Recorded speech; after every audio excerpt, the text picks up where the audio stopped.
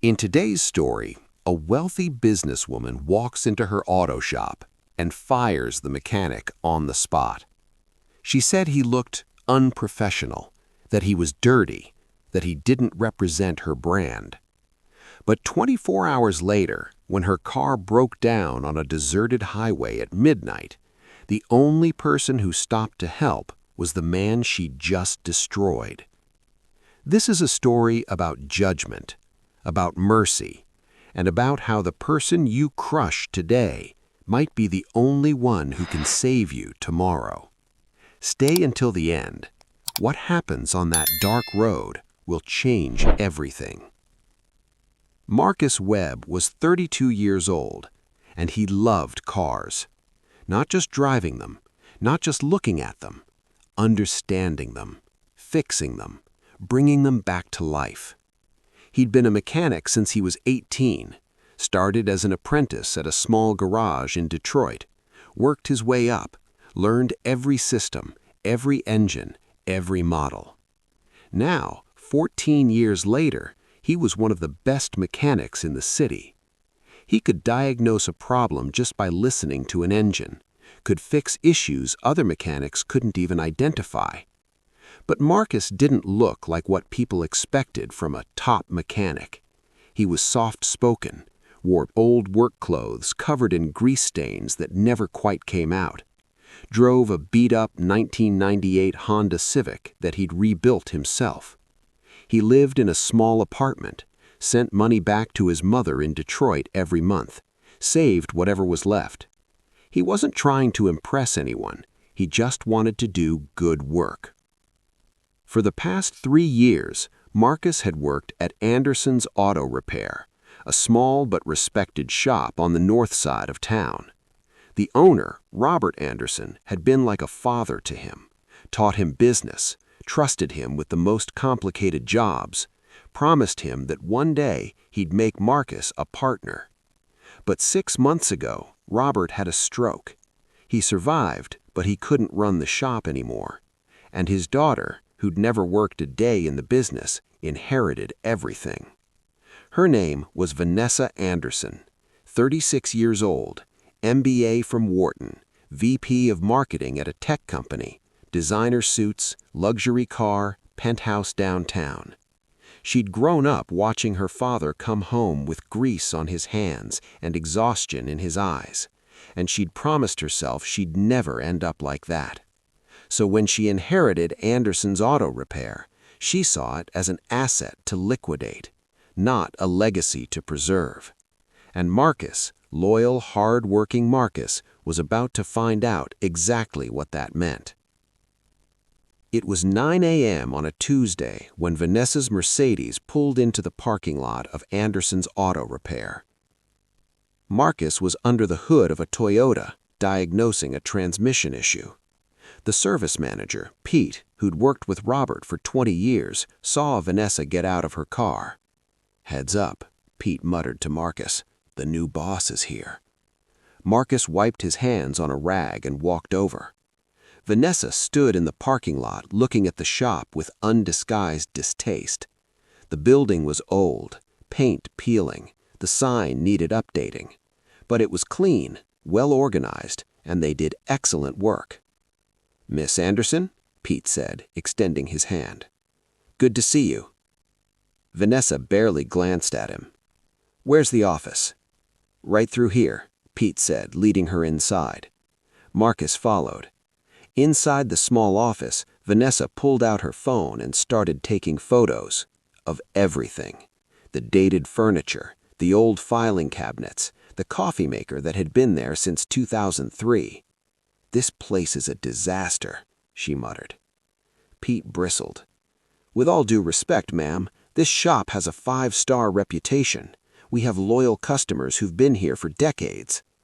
"That's nice," Vanessa said dismissively, "but it doesn't change the fact that this building is outdated, the equipment is ancient, and the whole operation is inefficient." She turned to Marcus. "And you are?" "Marcus Webb, ma'am. I'm the lead mechanic." Vanessa looked him up and down. His work clothes were clean but worn. His hands had grease under the nails. His boots were scuffed. "How long have you worked here?" "3 years. And before that?" "I worked at several shops in Detroit. I've been a mechanic for 14 years total." Vanessa's expression didn't change. "I see." She walked out of the office and onto the shop floor. She looked at the bays, the tools, the cars being serviced. Then she turned to Pete. "I need to speak with you privately." They went back into the office. Marcus stood outside, a bad feeling growing in his gut. 10 minutes later, Pete emerged. His face was pale. "Marcus," he said quietly, "she wants to talk to you." Marcus walked into the office. Vanessa sat behind what used to be her father's desk.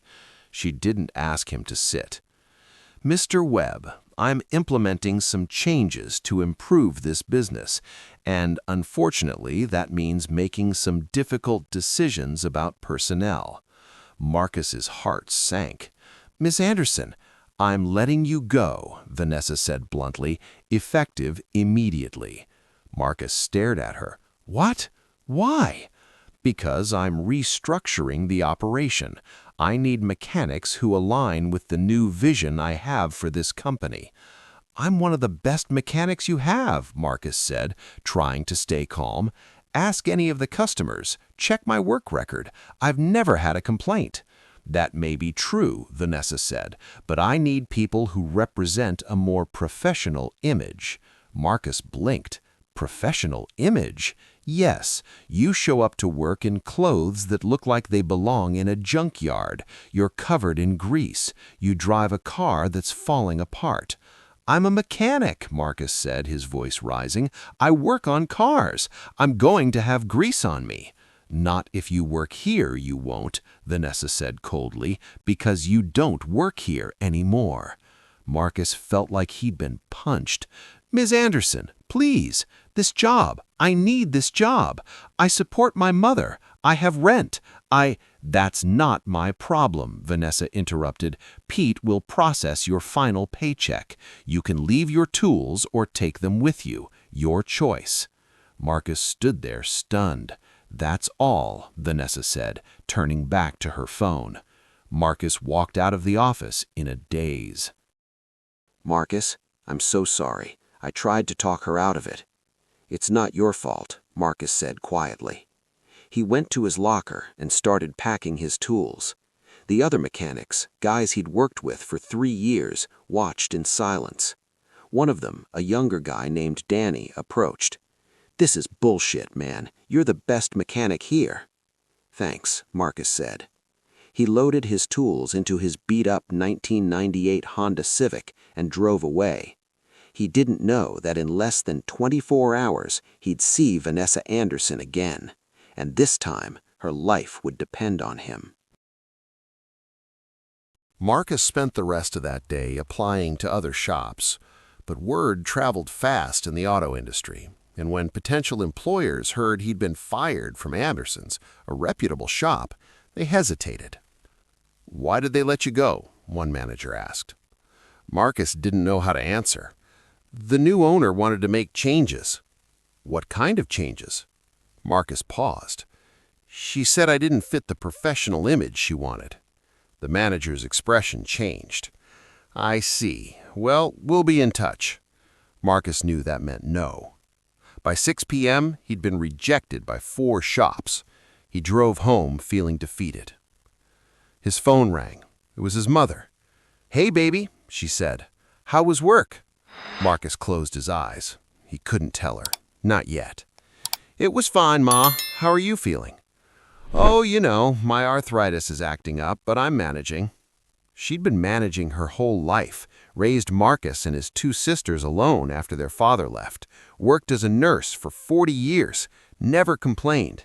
And now Marcus sent her $500 every month to help with medical bills and expenses, money he no longer had. "Ma, I gotta go. I'll call you tomorrow, okay?" "Okay, honey. I love you." "Love you too." Marcus sat in his car in the parking lot of his apartment building, and for the first time since he was a kid, he cried. Not because of the job, but because he'd worked so hard to build a life, to be reliable, to be someone his mother could be proud of, and in one conversation, Vanessa Anderson had made him feel worthless. Meanwhile, across town, Vanessa was having dinner with a client at an upscale restaurant. She was closing a major deal, celebrating. "To new beginnings," her client said, raising a glass. "To new beginnings," Vanessa echoed. After dinner, she checked her phone. It was 11:30 p.m. She'd parked in a garage a few blocks away. She walked to her car, the Mercedes S-Class that cost more than most people made in a year. She got in, started the engine, and pulled out onto the street.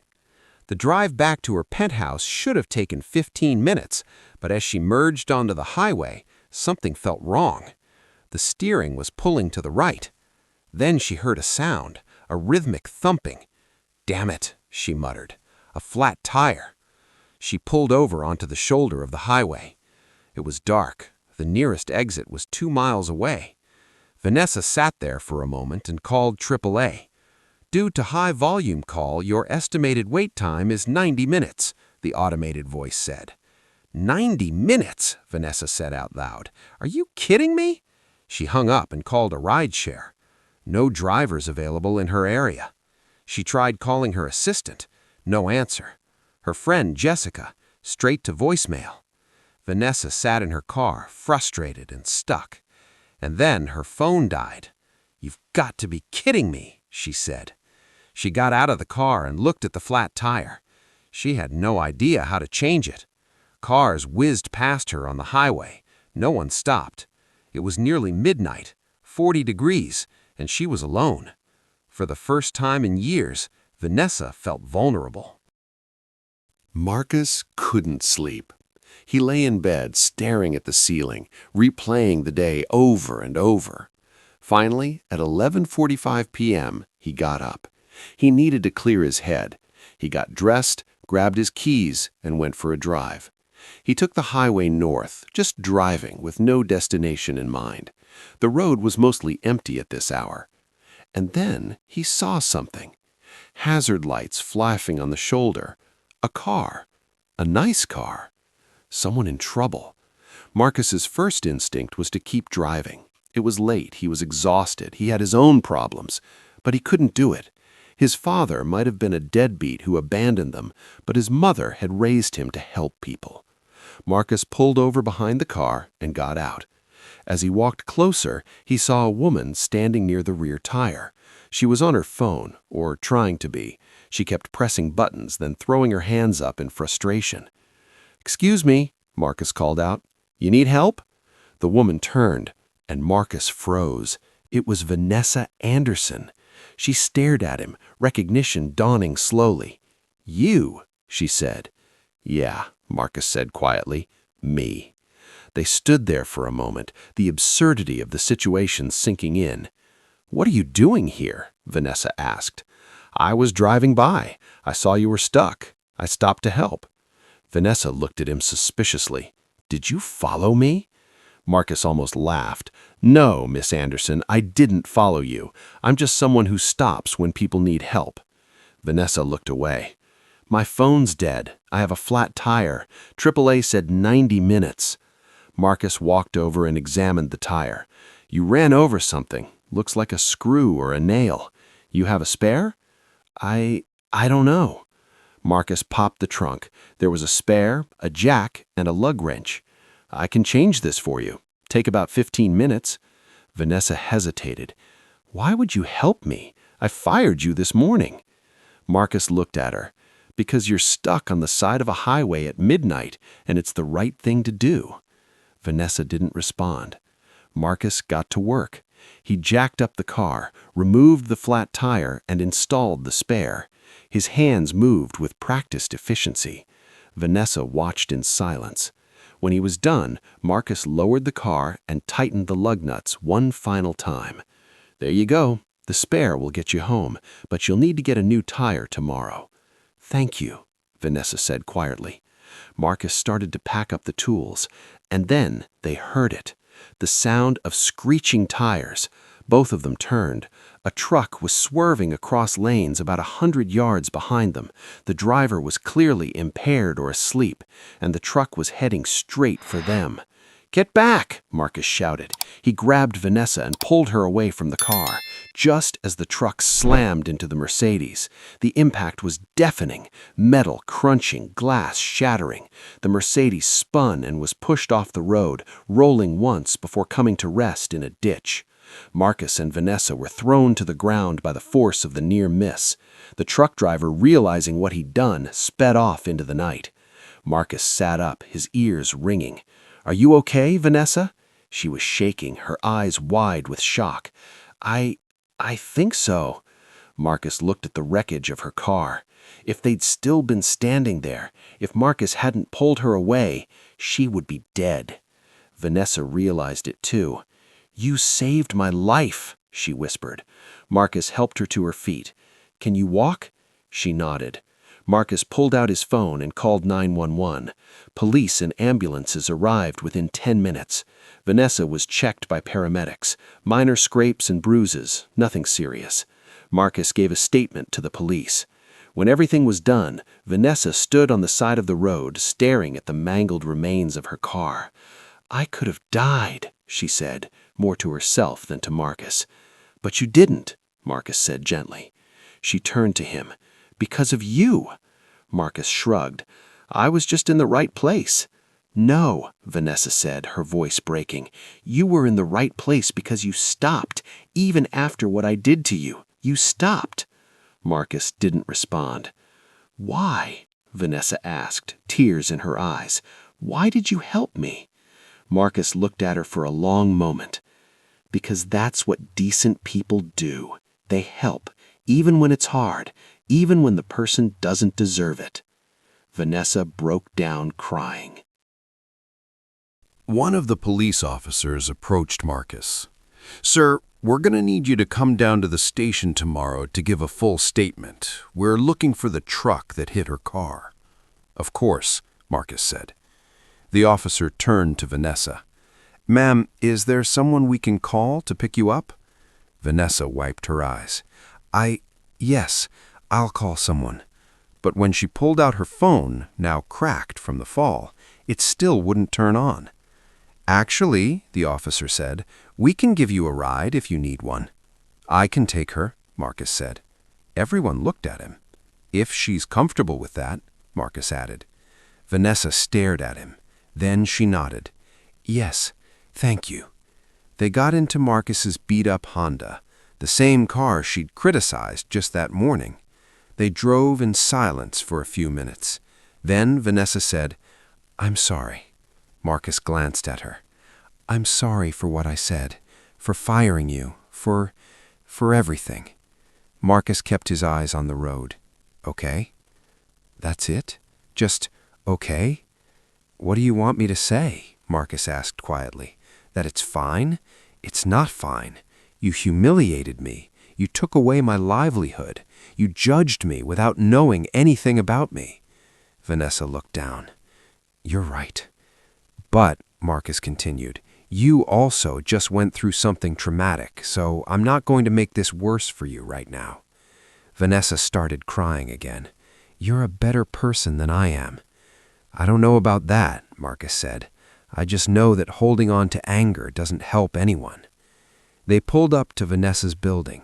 The doorman rushed out when he saw her condition. "Miss Anderson, are you all right?" "I'm fine, Edward. Just a rough night." She turned to Marcus. "Can you come up? Please, I need to talk to you." Marcus hesitated. "Please," Vanessa said again.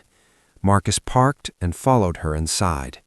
In Vanessa's penthouse, she offered Marcus water and asked him to sit. She disappeared into her bedroom and came back wearing comfortable clothes, her face washed clean of makeup. She looked younger, more vulnerable. "I need to tell you something about why I really fired you." Marcus waited. "My father built that shop from nothing. He was a mechanic, a good one, like you. He worked 60-hour weeks, came home exhausted, hands covered in grease, barely made enough money to support us." She paused. And I hated it. I hated seeing him struggle. I hated that we were always broke. I hated that my friends' parents were doctors and lawyers, and he was just a mechanic. Marcus stayed silent. So I worked my ass off to get out of that life. I got scholarships, went to college, got my MBA, built a career in tech, made more money than my father ever dreamed of. Her voice cracked. And when he had his stroke and I inherited the shop, all I could see was the life I'd escaped from, the struggle, the dirt, the poverty. She looked at Marcus. When I saw you today, with your old clothes and your beat-up car and your greasy hands, I saw my father, and I couldn't handle it. Tears were streaming down her face now.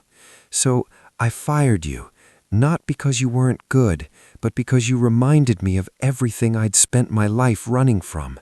She covered her face with her hands. And tonight, you saved my life. The man I destroyed this morning saved my life. Marcus let her cry. Then he said, "Your father sounds like he was a good man." Vanessa looked up. He was. He was the best man I ever knew. Then maybe, Marcus said gently, you should honor his legacy, not run from it. Vanessa stared at him. That shop meant everything to him. The customers, the work, the community. He built something good, something that mattered. I know, Vanessa whispered. And the people who work there, Pete, Danny, all of them, they're not just employees. They're people who respected your father, who learned from him, who want to continue what he started. Marcus stood up. You have a choice, Miss Anderson. You can liquidate the shop, take the money and walk away, or you can step up and run it the way your father would have wanted. He headed towards the door. Marcus, called Vanessa. He turned. What would you do if you were me? Marcus thought for a moment. I'd ask myself what I want my legacy to be, money or something that matters. He left, and Vanessa sat alone in her expensive penthouse, thinking about her father and about the man she'd tried to ruin, who'd saved hers without hesitation. The next morning, Marcus woke up to his phone ringing. It was Pete. Marcus, you need to get down to the shop, now. What? Why? Just trust me, please. Marcus drove to Anderson's Auto Repair. When he walked in, all the mechanics were there, and standing in the middle of the shop was Vanessa. She looked different. No designer suit, just jeans and a simple shirt. Marcus, she said, thank you for coming. Marcus looked around, confused. Vanessa took a breath. I called everyone here because I need to say something. Yesterday, I fired Marcus because I was ashamed of where I came from, ashamed of my father's life, ashamed of myself. The mechanics exchanged glances. But last night, Vanessa continued, Marcus saved my life, and he did it even though I'd treated him terribly. He did it because that's who he is, someone who helps people, someone with character. She turned to Marcus. My father would have loved you because you represent everything he believed in, hard work, integrity, kindness. Marcus didn't know what to say. So, I'm making some changes, Vanessa said. I'm not selling the shop, I'm keeping it, and I'm going to run it the way my father would have wanted. She pulled out an envelope. Marcus, this is your job back, with a 20% raise and profit sharing. Marcus took the envelope, stunned. But more than that, Vanessa said, I want you to be my partner. Help me honor my father's legacy. Help me turn this place into something he'd be proud of. Marcus's eyes filled with tears. Miss Anderson? Vanessa, she corrected. Just Vanessa.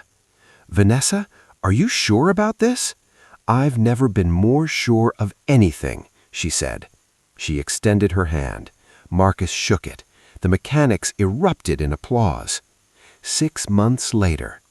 Anderson's Auto Repair had been renovated, new paint, new sign, updated equipment, but the heart of the place remained the same.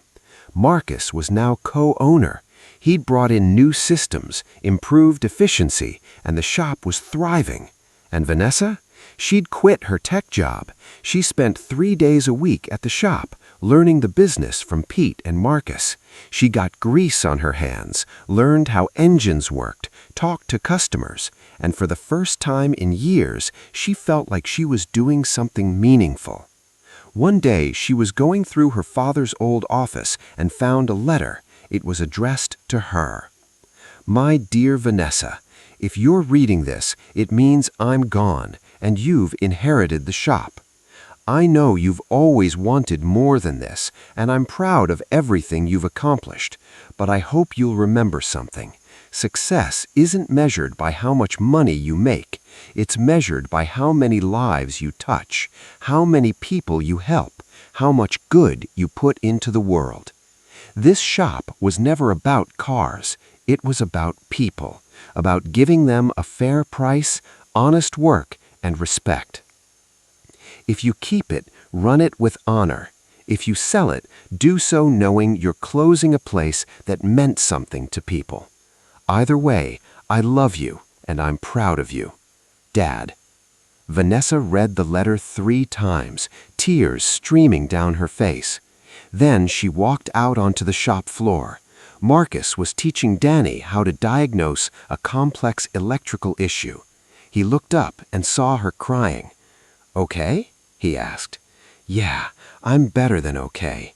She held up the letter. My dad left me a message, and I finally understand what he was trying to tell me. Smile. What's that? That the best things in life aren't things at all. They're the people you meet, the lives you touch, the legacy you leave behind. She looked around the shop. This place, it's not just a business. It's my father's legacy, and now it's mine too. Marcus nodded. He'd be proud of you. I hope so, Vanessa said. And Marcus? Yeah? Thank you for everything, for saving my life, for giving me a second chance, for helping me find my way back. That's what decent people do, Marcus said with a smile. And Vanessa realized he was right. Decent people help, even when it's hard, even when the person doesn't deserve it, because that's what makes them decent. 3 years later, Anderson's Auto Repair had expanded to 3 locations. Marcus ran the operations, Vanessa handled the business side, and together they'd built something special. They hired mechanics who'd been rejected by other shops, gave them training, fair wages, and respect. They offered discounted services for single mothers and low-income families. They created a scholarship program in Robert Anderson's MAME for students studying automotive technology. And every year, on the anniversary of Robert's death, they closed the shop and threw a community barbecue, where mechanics and customers and families all came together, not because they had to, but because they wanted to. Because Anderson's Auto Repair wasn't just a shop anymore, it was a family. And it all started with one man who stopped to help on a dark highway, who saved a life, and in doing so, changed 2 lives forever. Because that's what decent people do. They help, even when it costs them, even when it hurts. Because they know that character isn't measured by what you have, it's measured by what you do when no one's watching. And that's a lesson worth remembering. Never destroy someone because they remind you of a life you're ashamed of, because the person you crush today might be the only one who can save you tomorrow. And success isn't about escaping your past, it's about honoring it, building on it, becoming someone your younger self would be proud of. That's what Vanessa learned, and that's what we should all remember.